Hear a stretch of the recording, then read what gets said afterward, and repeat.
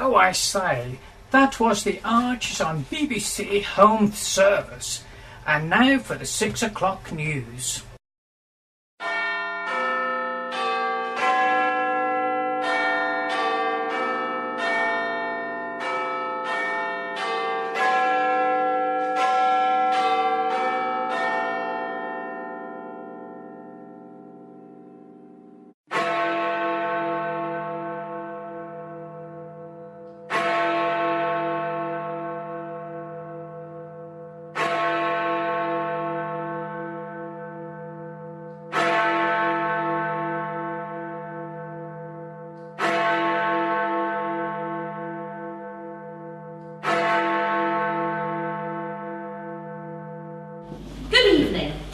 BBC Home Service.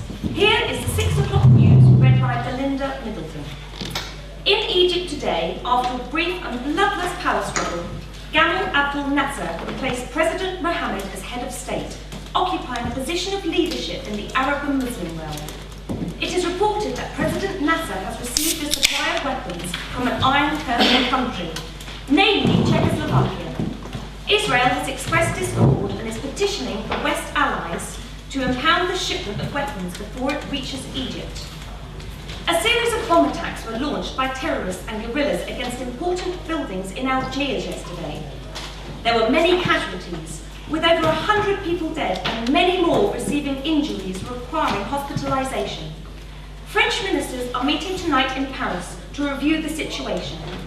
It is believed that an organisation known as the Front de Libération Nationale was responsible for planting the bombs. As yet, no statements have been received from this group outlining its aims and objectives. An inquest today will be held into the death of Alan Turing, reader in mathematics at Manchester University, who was found dead in bed at his home in Wilmslow, Cheshire. He was 41 years old. Dr. Turing was one of the pioneers of the electronic calculation machine in this country. One of his machines had solved a problem in higher mathematics, which had been a puzzle since the 18th century. A Home Office report on law breaking in Britain yesterday showed that motorcyclists, car and other mechanically propelled vehicle drivers were responsible for more than half of all of the offences committed throughout England and Wales. The Home Office said that new measures would be introduced to limit the rising number of motoring offences. These would include the use of uniformed officers to monitor the speed of traffic in built-up areas, as well as special police car units that would be used specifically to enforce motoring laws. The Meteorological Office has published the following forecast for tomorrow, Saturday the 29th of August. Scotland, Northern Ireland and Northern England will experience rain showers during the morning, followed by a cloudy day. There will be varying amounts of sunshine, particularly in the east of the region. The maximum temperature will be 43 degrees and the minimum 34 degrees. Central, southern and southwest England will be dry with some sunshine. Showers may break out towards the evening. The maximum temperature will be 47 degrees, the minimum temperature will be 36 degrees. May I remind our listeners that should a major incident occur, the studio assistants and technicians will direct them to the fire exit doors. The exit doors are located to the left-hand side of the hall, at the front and the back. Please may I also remind our listeners to switch off any telephones without wires that they may have about their persons. Our next programme, Sudden Death at Thornbury Manor by the Nomads Theatre Company, follows shortly.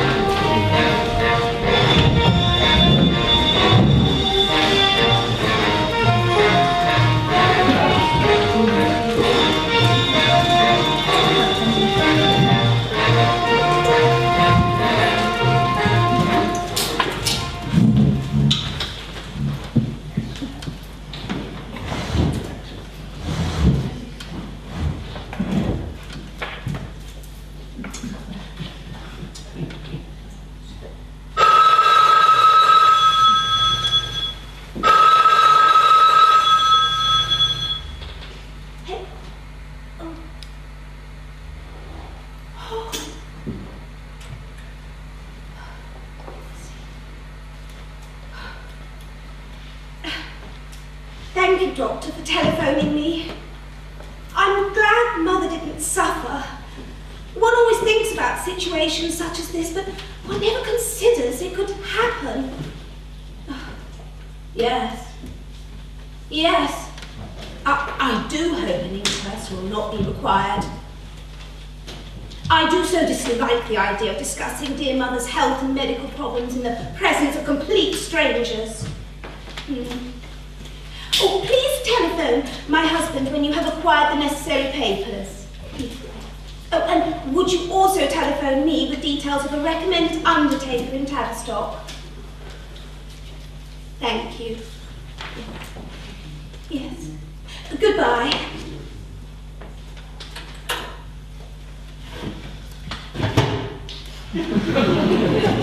Caroline, darling, you look upset. Has something terrible happened? Mummy has passed away. Oh my God. That was terribly sudden, wasn't it? The old girl was only here, what, a few weeks ago? And she was bright as a button. Huh? The doctor believes so. Oh, Richard, why now? Oh, the Lord moves in mysterious ways, or so they say. Can I get you a drink? You look frightfully pale. Why don't you sit down? Brandy? Please, but just a small one. I must tell the children. They will be awfully upset, I just know it. Oh, thank you. I think I joined you there. Oh, poor Mummy. She was so looking forward to her holiday in Egypt. Although I note from the news that that confounded man Nasser is threatening to do something to the Suez Canal. You want to nationalise it? Darling, I presume that your mother's will is unchanged? You're still the sole beneficiary. Your father really did know how to invest money. Who would believe such a regional bank manager could amass such a fortune? A few 100,000, I should think. Perhaps it was for the best then. What? Her heart attack? I would have had the devil's own job to dissuade her from going to Egypt if it does blow up. She was always very stubborn. Daddy always had to side with me whenever we disagreed. She could never see my point of view. She never changed. Oh, the times I was reduced to tears by her haughty attitude. I have spoken, Caroline. That is the end of the matter. Still, I never thought it would happen like this. Well, this certainly changes things. Is Charles Peters still your mother's solicitor? At his age, probably as near to death as most of his clients. Oh, don't be ghastly, Richard. Yes, he is. I shall arrange to see him tomorrow. I remember that when Daddy died, Mr. Peters was a rock. Well, it can't be tomorrow. No, the bank wants us to discuss some minor details about the company accounts. Oh, yes? Bloody bankers. They never speak to you when things are rolling along, but as soon as there's a hint of falling profits or whatever, they're all high-fiving and summons you to an audience. They think they're royalty. So? Well, with something as important as your mother's estate, you will need advice. I am capable of making decisions without your help, thank you. I'm not a child, neither am I losing my faculties or going gaga. I tell people the bruises are caused by my clumsiness, nothing else. I just thought with such a large sum that your mother has left us, we need to be terribly careful how we choose to invest it. We? Look, darling, you know what the confounded situation is. These days there are fewer and fewer opportunities to exploit, and things have been getting awfully tight. But I'm sure you know that. We agree to take things for better or for worse, for richer, for poorer. Precisely. I shall speak with Charles Peters tomorrow. Should I cancel dinner tonight? Whilst Mummy and I didn't always see eye to eye, one should always try to do the decent thing. Well, of course, darling. Do you think Alice and Rebecca will understand? I'm sure they will. I know Alice wants to tell us terribly important tonight. She has been like a cat on a hot tin roof all this week, dropping hints about good news and a change in circumstances. I'm sure it's something to do with that young man of hers. A nice boy, despite the desperately unfortunate start to his life. You mean she's got engaged? Oh, good heavens. John Cruikshank's not my idea of a future son-in-law. Alice can do better than that. They are in love. You can't do better than that. Love won't keep her in the style to which she has become accustomed. Oh, at least they will have love. Pardon? Oh, perhaps I will go ahead with dinner. I will give the children the ghastly news about Mummy later today. Some flowers, I think, will cheer me up. I'll tell Smithy that I need him in the car tomorrow. You can get Hawkins to take you in his taxi to Norwich.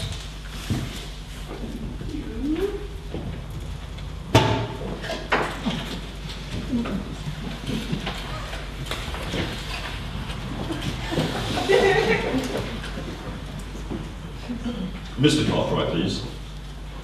Richard Maltravers. Look, Cartwright, something awful's come up and I can't get to see you tomorrow. How about after the weekend? What?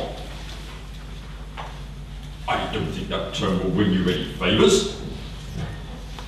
I have been pushing large sums of money into your grubby little bank since 1948, and I've never asked for anything but the guarantee of confidentiality. As soon as things take a turn for the worse, you act all high and mighty. Don't force me to remind you about our trips to the Yarmouth races or dinners at Alfonso's, or the visits by ladies of the night to your suite at the Cliff Hotel in Goulston. Don't you take that tone with me? Hello? Hello?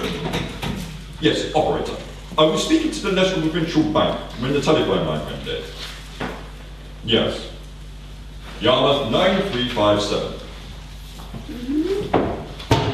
And if you would, please, it's terribly important. Daddy! Oh, sorry. I didn't know you were speaking to someone on the telephone. I'll come back later. No, it's all right, Alice. I've just finished. The operator will ring me back when the connection is re-established. Mummy looks utterly wretched. You haven't been having words again, have you? No, my dear. We haven't had a tiff. Your mother has just had some bad news. Mummy always gets so desperately sad after you have words. It takes her days to get back to her old self. I do so wish she wouldn't. Well, it's all part of married life, I'm afraid. And our bruises are part of married life as well. Life isn't always a bed of roses. You'll find out soon enough. Oh, Daddy, you've guessed. I've been trying terribly hard to keep it a secret until dinner tonight. Guess what? About John and I. Oh, you don't know, do you? I've been dropping all sorts of hints to Mummy, so it didn't come as a surprise to her. I had hoped she would have told you before now. You mean it is true? Your mother said there was something in the air. I can't say, Alice, that I'm awfully pleased. What? Look, young lady, it is time you were told about the real world. Young people need a firm financial platform before they embark on something as life-changing as marriage. It is terribly important that you continue to live in the style that you have enjoyed at home.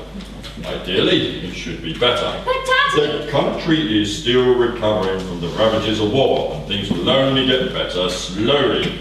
I know that rationing has just ended, but you still can't buy anything unless you have the right contacts and the right money. It's perfectly hopeless, and will remain like that for some time. So financial security is extremely important. You don't get financial security for marrying a jockey. You don't mean that. You can't mean that. John and I love each other. That's enough for us. He's kind, caring and thoughtful. He's terribly keen on me. He wants to do the right thing. He said you'd expect him to ask for my hand in marriage. It's the sort of thing your wretched generation understands. How wrong he was. Alice, what real prospects does a jockey have? What happens if he falls? Breaks his leg, or even worse, his neck. What if he's terribly disabled and can't walk? What good is love to you then? Nursing is beneath you, Alice. I don't expect any daughter of mine to take employment to support her husband. That's not fair, Daddy! I know you don't like working for that Dr. Williams. He can't be trusted. Ask his last receptionist. I know you think it's jolly nice, but a doctoral receptionist is beneath. Fraternising with the working classes has turned your mind. I say that mental illness isn't contagious. But coming into daily contact with the sick and the lunatics must have made some impression on you. Daddy, how can you be so dreadfully cruel, so terribly inconsiderate, so spiteful? You don't mind fraternising with the working classes when it suits you, or a housemaid's not included. I beg your pardon. And what financial security can you promise Mummy with your business interests losing money and the bank threatening to foreclose? You beast! You'll be utterly wretched! Hello? Richard Maltravers here. Ah, it's you.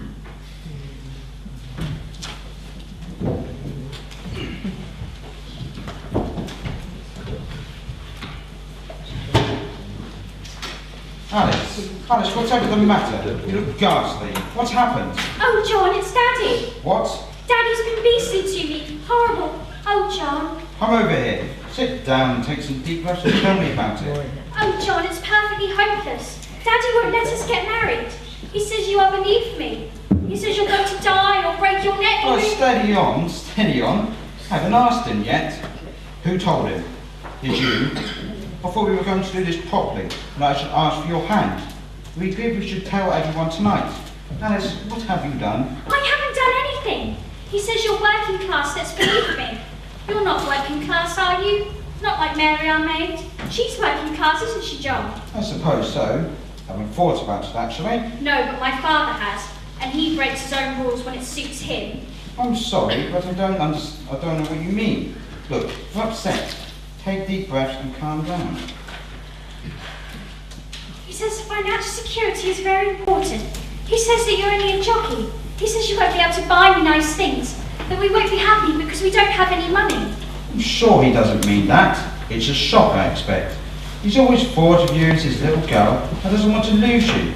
Parents get like that. Oh, well, so I'm told. It'll be all right. Your father will calm down and say he's sorry. You'll hug him and everything will be jolly nice and happy ever after. I'll never hug him again. Never, never, never. He's a beast. Alice, calm down. I know I can't really speak from experience, what with my dad dying in the war and my mum dying when I was 10, but you will hug him. No, I won't. Never. Oh, you will. He's your dad. Parents are the best things we have. They nurture you, love you, cherish you, but they never reject you. Your mum is terrific, so kind and understanding, such a nice lady. I can't remember my mum being like that, but I'm sure she was. I'm sure she was, John. But I'm not going to hug my wretched father. Look, you don't have to ask him now. Today, I mean. I can always come back next weekend and ask him, when he's calmed down. We don't want to make a fearful hash of this, do we? But you said you'd do it today, that you love me terribly, and the sooner we got married, the happier we would be. We don't have to have his permission. We can just get married. We love each other. That's enough, isn't it? Perhaps. What about your mother? Doesn't she want to see you get married in church in a long white dress? Or her friends saying, oh, doesn't she look awfully nice? You all your friends waiting to catch your bouquet? If my mum was alive, I'm sure she would want to see us get married. Really? You know I'm sure. She's up there somewhere looking down on us and saying, John, you've got to do the right thing. You can make me happy. You've got to tell him, John. We can still invite my mother. We don't have to ask him.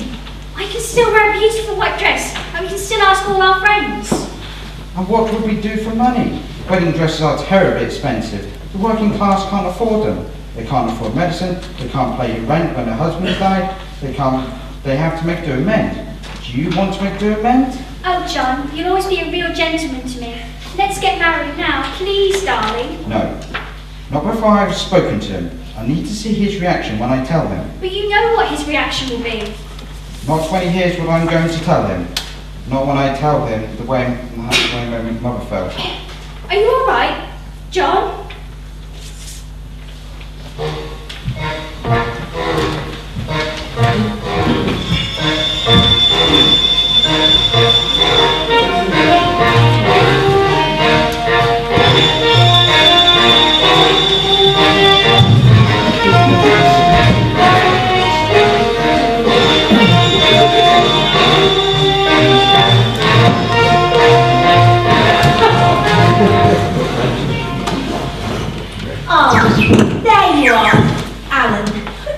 want some flowers for the dinner table.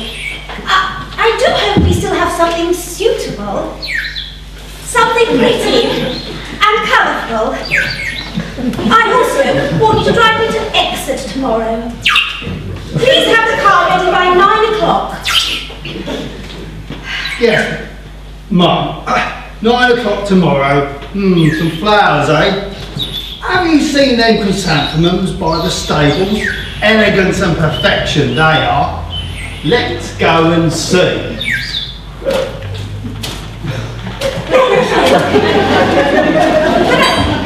I only want them for the dining table, not a wedding bouquet. Yeah, perhaps we can find a late flowering rose. There have been some lovely buds after this Indian summer we've had. They say red roses signify love or respect, yellow, joy or gladness. What's it going to be? Red or yellow?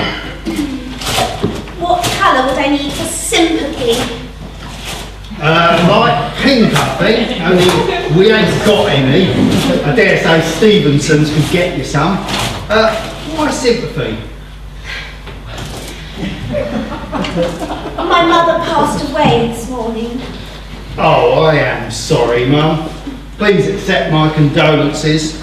She was only here a few weeks ago. I had to stop her pruning everything in sight. Very keen she was. What she lacked in knowledge, she more than made up for with enthusiasm. Oh, sorry, Mum. Shouldn't speak ill of the dead. It's all right, Smithy. She was always dominating someone or something. Usually me when she was here with us. In her own way, she was a most extraordinary woman. Always berating poor Daddy. Never had time